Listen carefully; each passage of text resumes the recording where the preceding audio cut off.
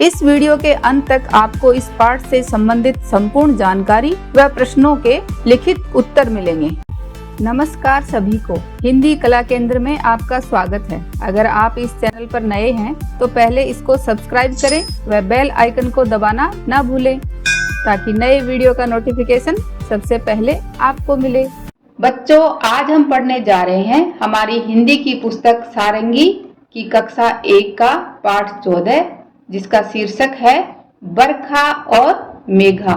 वैसे तो बच्चों, बरखा का अर्थ होता है वर्षा, बारिश, और मेघा का अर्थ होता है बादलों से। लेकिन हमारी आज की इस कहानी में बरखा एक बतख का नाम है और मेघा एक मुर्गी का नाम है। बरखा और ये मेघा, ये दोनों बहुत अच्छी सहेलियां हैं और इनके 3-3 बच्चे हैं। तो आगे बच्चों इस कहानी में क्या होता है ये जानने के लिए हम इस कहानी को पढ़ते हैं, जिसका नाम है बरखा और मेघा। तो आपने देखा ना कि बरखा एक बतख का नाम है, ये रही बतख, और ये है मुर्गी जिसका नाम है मेघा। एक बार की बात है, 2 सहेलियां थी, एक मुर्गी और एक बतख। ये मुर्गी और ये बतख। मुर्गी का नाम था मेघा, बतख का नाम था बरखा। उनके ये रहे 3-3 बच्चे, ये 3 मुर्गी के और ये 3 बतख के। वे सब मेला देखने दूसरे गांव जा रहे थे। ये सब मिलकर कहाँ जा रहे थे? दूसरे गांव में मेला देखने जा रहे थे। जैसे बच्चों आपके आसपास भी या आपके पास के गांव में भी ऐसे जब मेला लगता है तो आप भी जब अपने माता पिता के साथ जाते हो ना, वैसे ही ये बच्चे भी अपनी मम्मियों के साथ मेला देखने जा रहे हैं। रास्ते में नदी आ गई। जब ये लोग मेला देखने जा रहे हैं तो रास्ते में एक नदी आ गई। मेघा ने कहा, हम नदी कैसे पार करेंगे? मेघा को चिंता हुई। क्यों चिंता हुई? क्योंकि मेघा मुर्गी का नाम है और उसे तैरना नहीं आता। उसने कहा कि हम नदी को कैसे पार करेंगे, हम तो डूब जाएंगे। बरखा ने कहा, हम सब तैरकर नदी पार कर लेंगे। मेघा ने पूछा, वो कैसे? बरखा ने सबको पास बुलाया और अपनी जुगत बताई। जुगत का अर्थ है बच्चों तरकीब। तो बरखा ने अपनी तरकीब बताई। तरकीब क्या थी? उस तरकीब को सुनकर सब खुशी से उछल पड़े, हुर्रे! और वे सब नदी पार कर गए। तो बताओ बच्चों, इस चित्र को देखकर बताओ कि तरकीब क्या थी।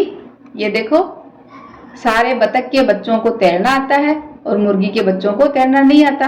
तो बतख के बच्चों ने अपने ऊपर मुर्गी के बच्चों को बिठाया और उनको तैर कर नदी पार करा दी। ऐसे ही बतख अपने दोस्त मुर्गी को बिठाकर नदी पार करा देगी। ऐसे बच्चों, आप भी अपने दोस्तों के पास कोई मुसीबत आती है तो ऐसे एक दूसरे की सहायता करते हो ना। तो वैसे ही इन दोनों सहेलियों ने किया और मिलकर इस नदी को पार करके मेला देखने गए। अब बच्चों इस कहानी के अभ्यास प्रश्नों को देखते हैं। बातचीत के लिए मेघा और बरखा ने बच्चों के साथ नदी कैसे पार की?